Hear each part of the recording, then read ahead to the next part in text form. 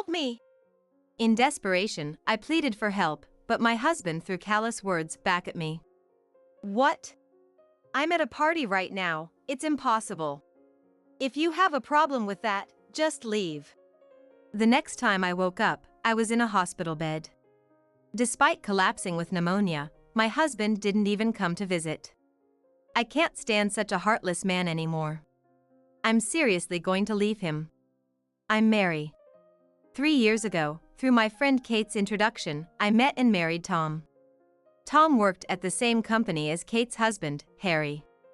Everything in life, work, home, friendships, was going smoothly. But lately, I've been worried about changes in Tom. He stopped helping with housework and started making demeaning comments. Tom used to help with chores without being asked. When I hung laundry, he'd vacuum. When I cooked, he'd take care of the laundry. We lived a natural life, each doing what we could. But lately, Tom won't lift a finger. Whatever I ask, he just says can't do and dismisses it. As days passed, his attitude worsened, and his refusals grew harsher. Why should I do it? It's your job. He'd snap, increasingly irritable. Is work stressing him out? Shocked by his transformation, I tried not to provoke him and took on all the housework myself. I believed that once he had some free time, he'd return to his old self. Hoping for this, I balanced work and home diligently. One night, returning home late from overtime, I found Tom sprawled on the sofa, watching TV, with his clothes strewn about. Sorry I'm late, I hurriedly said. You haven't eaten yet, right? I'll make it quickly. Please put your socks in the laundry. Your jacket will wrinkle if left like that. I chose my words carefully, but they seemed to upset him. Turning his head towards me, he shot a sharp look. What? You haven't eaten yet, right? Of course, I haven't. You're late, and I'm here starving. Just make it all ready. You deal with the socks and jacket. He yelled. Why? What's happening? I was only scared of Tom's loud voice now. His drastic change was too much for my heart to handle. Being shouted at felt like a threat, making me want to cry. But I hadn't given up hope yet. If his work eased up, he'd return to his old self. I kept telling myself this, enduring. But this lifestyle couldn't last. The mental strain, coupled with the challenge of juggling work and home, proved too much. I fell ill, bedridden.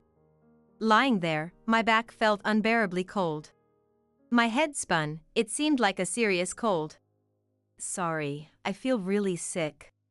I've got chills and will take the day off from work. There's frozen food and bread at home. Could you manage the rest?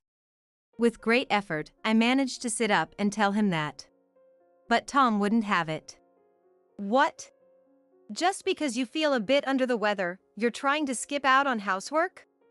Oh, don't tell me you're lying about being sick just to avoid chores?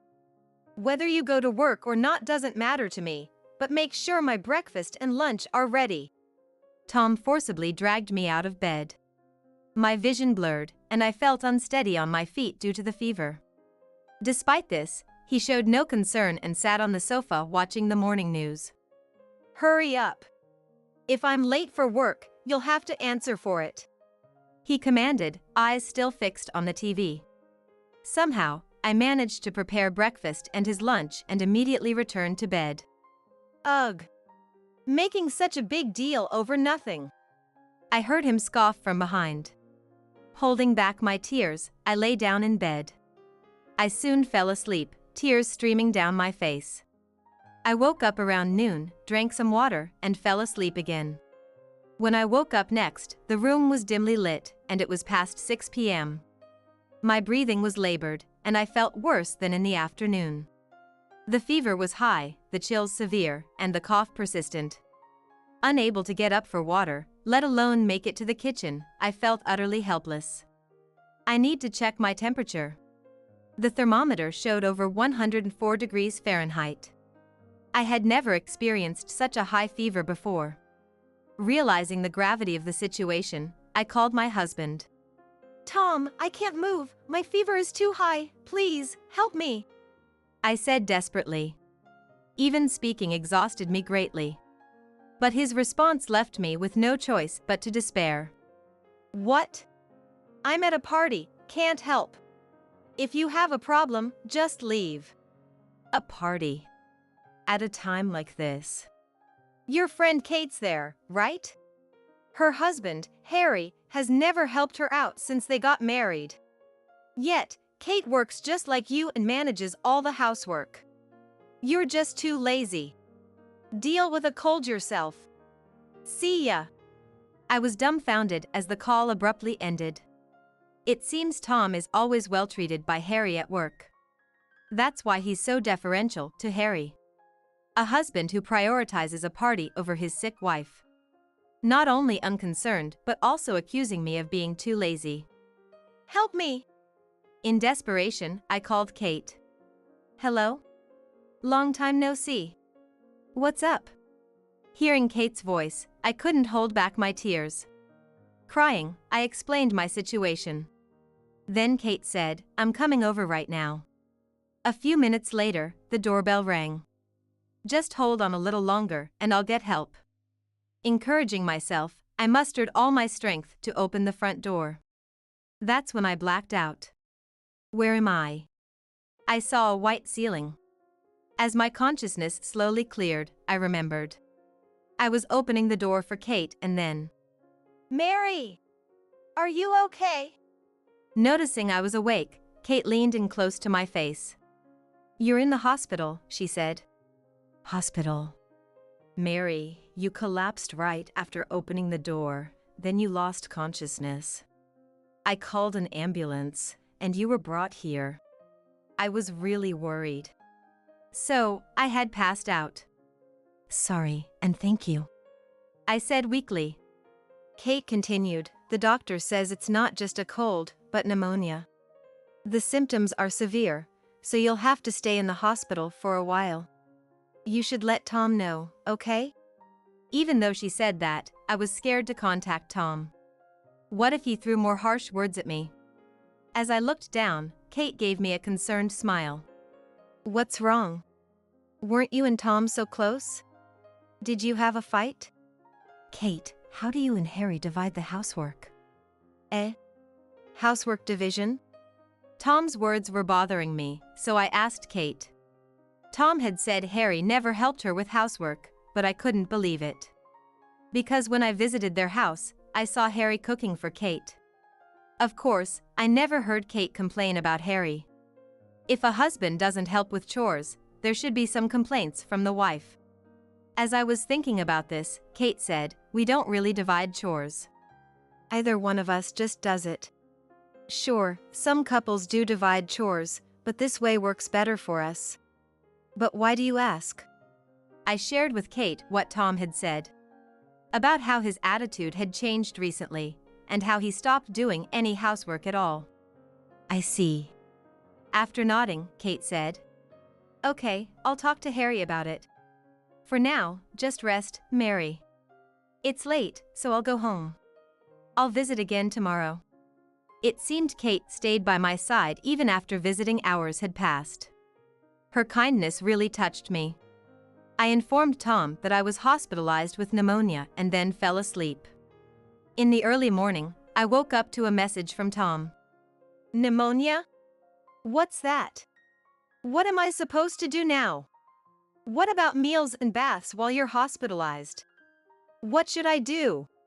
Stop messing around with this hospital stuff and come back home. If you don't come back soon, it's divorce. Reading that, I trembled in shock. I couldn't believe he would respond like this. My husband was such a person. I had endured, hoping he would return to his old self. But not anymore. I decided to leave Tom and that house. I ended up staying in the hospital for nearly a week. Tom never visited. Kate, on the other hand, came almost every day. Sometimes bringing Harry with her. Tearfully, I told them. I can't trust Tom anymore. I'm thinking of getting a divorce. The two of them didn't try to stop me. Harry seemed guilty, thinking he somehow contributed to Tom's misunderstanding. "I'll talk to Tom," he offered several times. But I respectfully declined. It wasn't about Harry. Tom himself had changed. A husband who chose a drinking party over his desperately seeking help wife. Struggling with pneumonia, my husband demanded I return home quickly. I couldn't see a future with him anymore. My resolve for divorce only grew stronger. Days later, when I returned home after being discharged, the house was in a terrible state. Overflowing with garbage and laundry, it even smelled bad. The sink still held the cup I used before hospitalization, showing Tom hadn't done any dishes. In just 1 week, how could it get this bad? Fighting nausea, I quickly prepared to leave. I cleaned only the dining table and left the signed divorce papers there before departing. I headed straight to my parents' house. Having informed them earlier, they warmly welcomed me, saying, "You've had a tough time." That night, Tom inevitably called. "What's this? Stop playing around. Where are you? Come back now," he yelled. I immediately replied with no. "What? What did you just say?" He sounded annoyed. But I wasn't going to back down. I said no. "I'm never coming back to that house." Tom raised his voice, accusing me. "Do you know how hard this is for me? Did you see the state of the house? It's like that because you didn't clean. Clean everything, not just the table. I don't have clothes for work because you didn't do laundry." Even after leaving the divorce papers, he showed no remorse, blaming the house's state on me. "It's not my problem. That happened because you didn't clean or do laundry. I told you I was hospitalized. You could have taken care of yourself," he retorted as if it was obvious. "Housework is a woman's job. Men don't need to help. That's what Harry said." His laugh infuriated me. "Enough about Harry. You are Tom. Whatever Harry says doesn't matter. And Harry would never say that. He and Kate support each other in their household." Whether shocked by the truth about Harry or my raised voice, Tom seemed utterly surprised. "No way," he stammered. "Yes, it's true. So, that's it. Make sure you file the divorce papers." I hung up unilaterally. The next day, Tom called again. Reluctantly answering the call, this time he apologized with incredible urgency. "I'm sorry. I was wrong. Please, don't divorce me." His attitude was shockingly different. When I didn't respond, Tom continued. "I talked to Harry. He said, housework is for both spouses.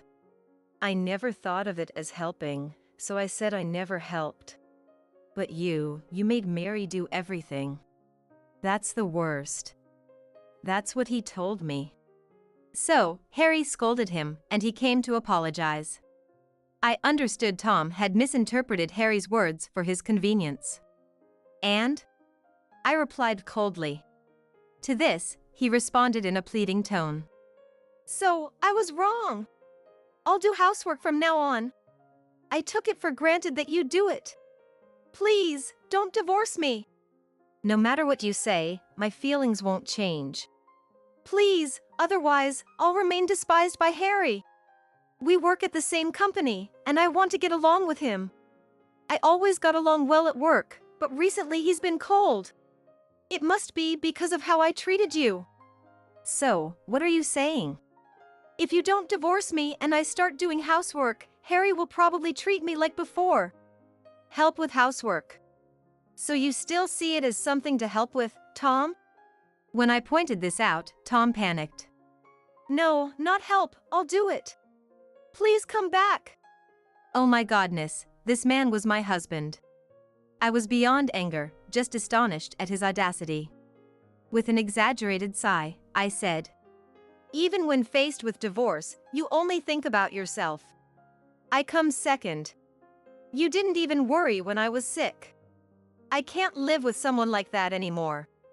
I can't even think of us as a couple. The divorce will definitely happen."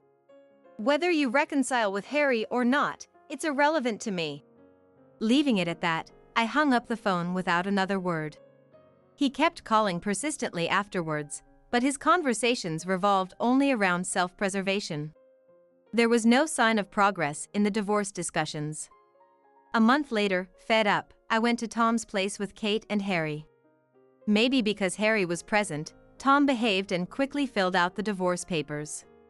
We went straight to the office to file them, and the divorce was finalized at last. Even after the divorce, he kept calling to whine. Well, I ignored them all. Everyone at work shuns me. I want to eat a proper meal. My house has turned into a garbage dump. His complaints were none of my concern. What about sorting it out yourself? I thought. Later, I heard Tom quit his job, probably shocked by being shunned by Harry.